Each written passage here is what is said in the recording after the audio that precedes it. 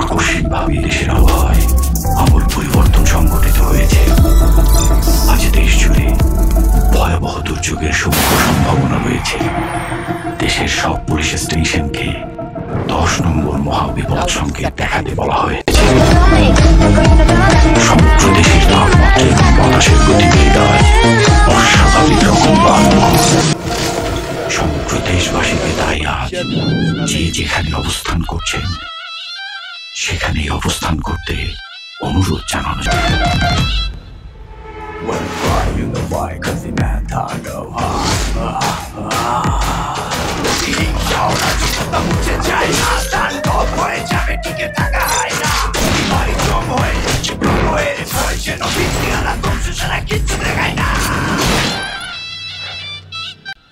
Welcome to the show.